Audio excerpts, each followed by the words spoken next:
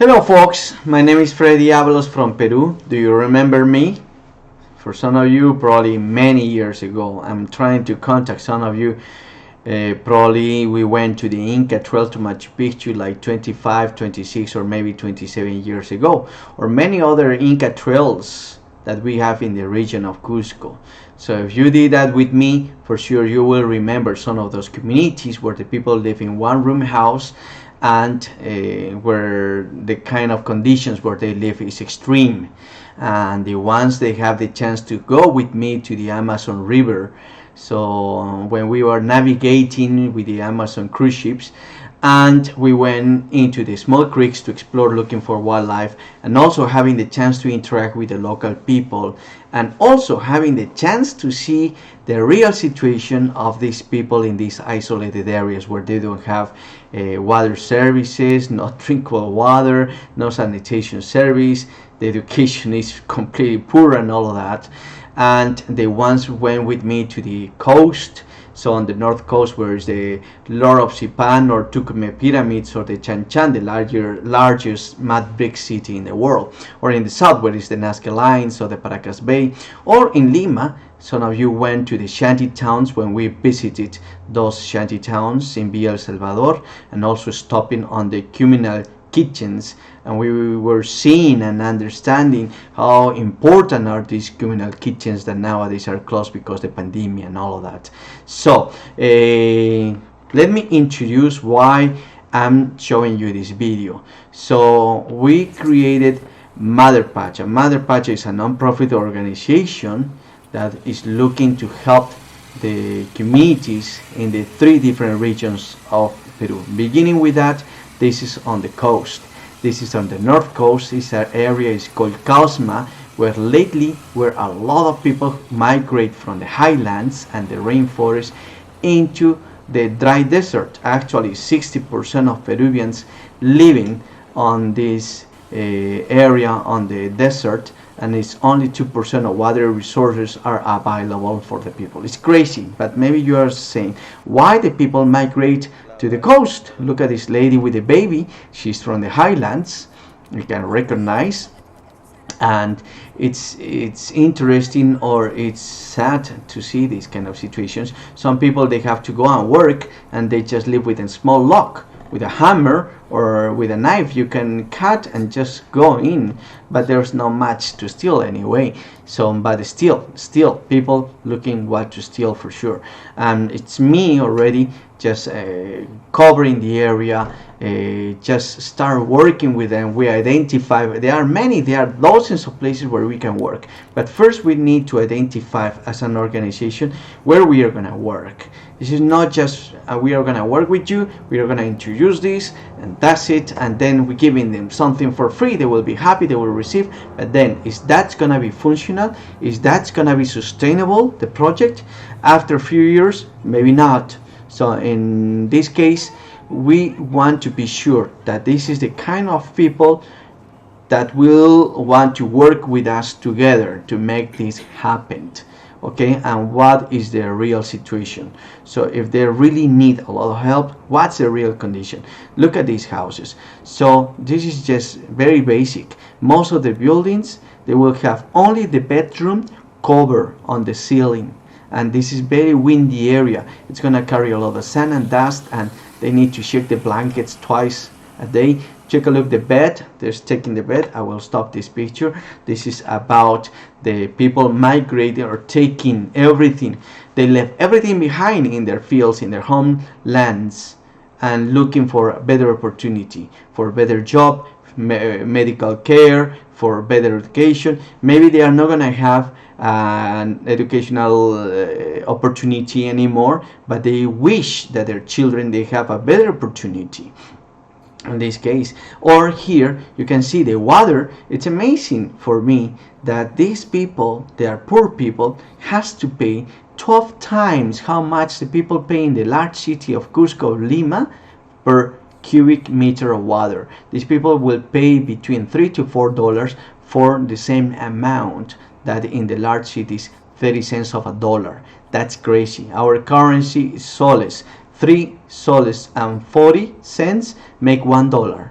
So this is how much these people will pay. That blow my mind. That's for me crazy. Something that should not happen. Okay, but anyway, they don't have how much. They don't choose much. So this is just crazy like that. So in that way, you can see there's the family going back to their home. So there's a water truck selling water. I call these children. They were around there playing, and they already telling me where they live. So I'm trying to focus, and there's a small child right there, and they are very happy. It's something good. It's very happy children, but they can be happier. The boy is not going to the school. The reason is because the father took him to the school too late, and the teacher didn't want to accept this. And these children is growing without education. The next he should be already in third grade, and is not. It's gonna go to the first grade. This is the boy brother and the girl's sister. This is the children playing around, right in the dirt. There is a major problem with the skin problems, water problems. It's a lot to do on the coast. Something that we can change. And take a look. It's amazing. This is the high voltage power line right there, and the children are playing, holding, and there's an adult watching there. Here we have the gathering with the authorities and the community, explaining what we want to do for them. We want first self-esteem. Self-esteem for us, it's important. That is something it should be. So it's 20% of Peruvians have suffer from depression, anxiety, stress, or more complex disorders. Okay, and 60 to 70% of them it's under 18 years, and only 10% receive treat somehow. Okay, but the problem is that the Peruvian government designated only 0.1% of the national budget to work and to treat mental health. I'm not saying 1%. I'm saying 0.1%.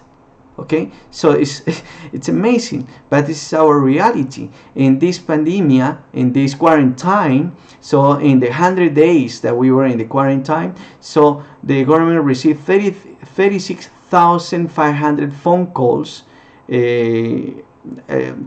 about the home violence, and 10,000 of them were made was made about the children, girls, and 467 of them were made by children and teenagers reporting the abuse to the mothers or to themselves.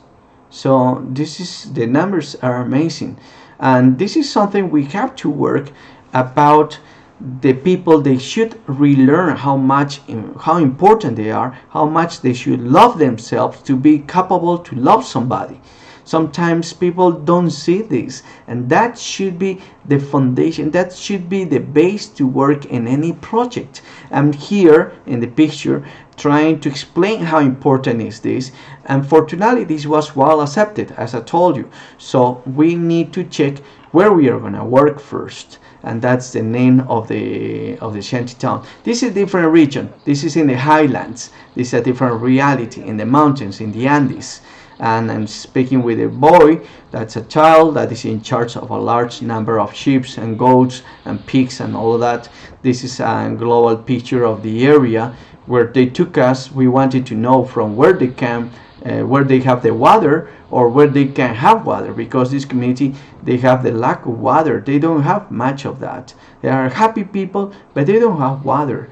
And right there we are trying to be clear with them. We are not politicians, we are not authorities, we are not mayors, we are not presidents.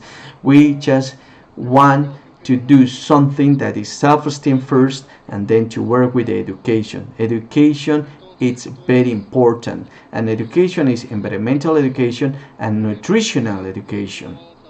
It's something that we want to do for them. And also the next step is about the water and sanitation. That is gonna be a bless for them, because the lack of water make them very worried. Lately there are many families migrating. We took a group of tourists right there to do some painting of the desk for the children in the school and all of that. So there's another community. The first one was Kakyarakai. This is Misminai. This is a community where they didn't know how to work with tourism. They were trained.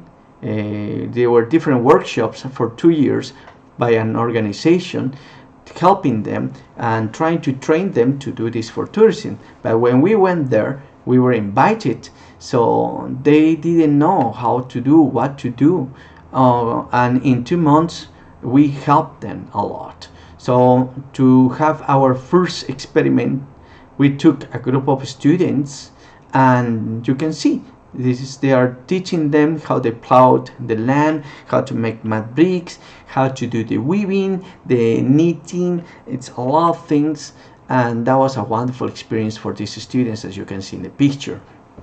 And this is another community in the highlands.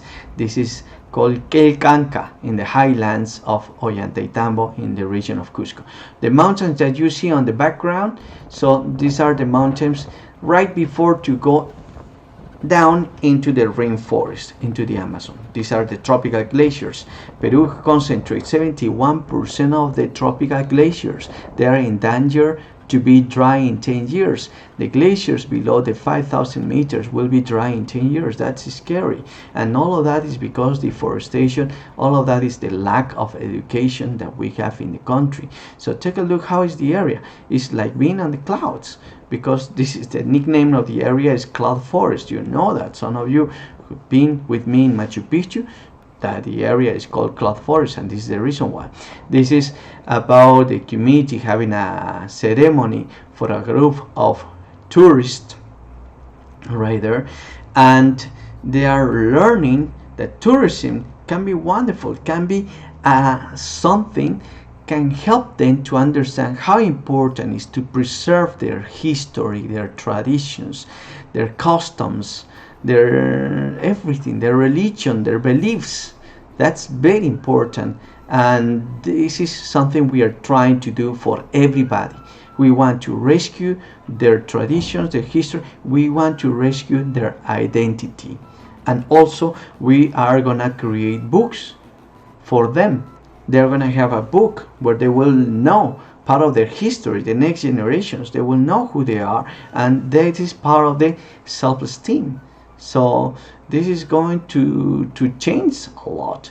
When I explored the area, so I found very few native species, and that is something terrible, unfortunately, that happened, okay, in a country like Peru. But this is our reality, okay. So our primary forest is almost disappearing. So it's in the last 20 years, Peru lose 2 million hectares of primary forest, means native trees, native plants, forests that were not disturbed by human presence. All of that because the fires, the activities like farming, agricultural, and all of that. Take a look, how is this community? Yeah, they live on the clouds. So there's a child, it's very cold, it's very humid. I just arrived there by surprise. I told them I was going to go, but I never told them which day. So when I arrived, maybe they were not believing I was going to be there. The teacher is cooking or preparing something for her. And it's right here when I have the gathering also with the teachers, because they are considered important in the community, and the authorities of this community. I'm trying to film everybody. It's a little bit of me right there, okay. So and just talking for 1 hour about what's the plan. Then they explain to their community, they presented about what we are going to do. After that, they contact us, we go, we just start going to explain deeper about what's our intention. and because we believe it should be like that. Okay, it's not the idea just to get donations from somebody and then to bring something and just living, teaching them, but then not going back. Many projects are not working anymore because it's what we saw in different regions, and the reason is because the people don't know how to use that. Solar panels without batteries not working anymore. Ecological toilets without the right treatment is not working anymore. So there's a lot of projects, wonderful ideas with the best intention is not working anymore because the people don't know what to do with them. That's a reality. This is a region in the rainforest. This is in the low water season. Okay, the teacher is explaining to me about the situation of the children. Rather, this is when in the high water season when everything is flooded, so the people's moving on the canoes, surrounded by water. I will stop here for a second. This is an antenna, an expensive antenna, a big antenna built by the government, but the internet is not working anymore. And how long the antenna work? How long they have internet? They have for 1 year. Okay, so when I ask them when it's gonna work again, they don't know. But they have no 1 year without internet, and probably until now it's not internet, and it's crazy. Right now with the pandemic, the classes are through internet. Okay, and these children don't have the chances like we have in the cities, like where I live, where my children, they can take the mobile phones or they can take the laptop to have the classes. These children don't, and should not be like that. So because it's not really a huge investment to give the opportunity for internet for them. And also the next picture, I will stop also for a second because this is another great intention. This is wonderful that people want to help, but one more time, it's not going to be sustainable if we are not going to monitor, if we are not going to see if it really works. We have to understand the people. We need to know that the people on the coast, the people on the highlands, and people in the rainforest are not the same. Second, what really works for them. Take a look. It's a huge hole to use big pots to cook. It's impossible. That's the reason why they continue using the old traditional kitchen for them. And how much the people spend, how many people with the best intention donate these kind of kitchens that they call improved kitchens, and it's not improving anything. Unfortunately, that's a reality. I'm not criticizing, and just telling what happened. And this group of Peruvians that we make Mother Pacha, we want to work hard for the best of the communities. We are not going to present numbers. We are not going to tell, okay, we supported 1,000, no, we are going to work by communities, one by one. In this case, this is the first community we are trying to work. We are going to help them, and this is called Warmi Isla. How old is this? It's 9 years old. This is the date right there. It's August 16 of 2011. Okay, so this is a new community. These children, these people, this is fantastic people. The children is right there, me speaking with the authorities. That's what we do. First, we identify which communities that really needs our help. Second, we present, we are very honest of what we are going to do and how much we need from them. And we tell them they should explain to their people about this. Our next talk, it's about if they are agree, if the community is agree, if they really want. We need to see that they really want. And between the three regions, we identify the most urgent help is for these people. They don't have nothing. They don't have any help from the government. And that is blowing my mind. And this is wonderful people. And it's rather the different authorities presenting and just trying and reporting me what they need, what's their needs, what's the problems, and what happened. It's a lot to do for them. And the parents built the school. This is a school built by the parents. Okay, so now they have one teacher for all the grades. Actually, in the rural areas, 90% of the schools are one teacher for all grades. Especially in this area where we want to work, all of them are the same situation. This is the reason why Montessori system or Reggio Emilia. So those are the ones we want to introduce here. We are gonna go every month. We are gonna also monitor, and we are gonna do a lot of workshops through internet. We already have the planification. We are not people just doing this from the beginning. This is something new for us. We are a group of people. We really know what we are doing and what we want to do for them. Take a look now how much change. It's completely flooded and the water continue going up. How high the water is gonna go up? Take a look. As high you can see the people sitting down on that room. This is the ways. These people, they will have the excretas drop on the water, and it's the same water where they're gonna take for cooking and all of that. 85% of the children have diarrhea, and the anemia, it's huge in this region. It's 56%, 57%, and the bad nutrition is terrible. The levels is only 13. Listen well, these numbers is only 13 of 100 fourth grade students in Peru understand what they read. The other ones don't know and don't understand what they read. And it's not only because they don't have a book to read. It's not only that. It's because the lack of food. That's the reason why in our education, if you check our website, you will see that this is a biogarden of nutrition. We have a lot of sources. Peru, it's blessed with really powerful plants. Okay, so it's 10% of the world flora is concentrated in Peru, and it's 128 species that is still being cultivated. And from those 128 species, we have thousands of varieties. Look at this 3 years old child was holding a knife. They can cut and things. It's a lot to do for them. It's a lot. Help us to help them.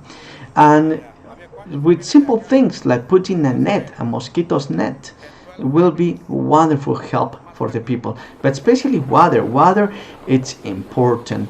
And I'm going to stop a little bit here, because take a look.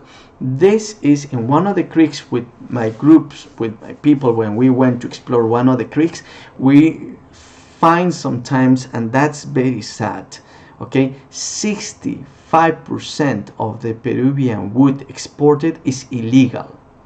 And that is what is supposed, I think is much more than that, okay, because I constantly go to the rainforest and I see things like this, and that is depressing. Supposedly this community should not get this type of wood anymore, but the reality is different. They continue doing that. Less by less, we see less wildlife, less species of birds or monkeys, things like that. Probably somebody says, but you should look for help. Unfortunately, we are just burning. We are just a new group. We need you to help us. Take a look what happened in the highlands. Somebody burned the mountains close to the glaciers. Remember what I told you before? In 10 years, the glaciers, these tropical glaciers below 5,000 meters will dry, and these communities won't have water. So we can have these people, these communities, as our allies to make reforestation, to stop this. Sounds like too complicated, probably. That is not. Again, we are a group of people. We know what we are doing. We know how to do. We know that it's not complicated, but we believe the 4 steps that is Mother Pacha method.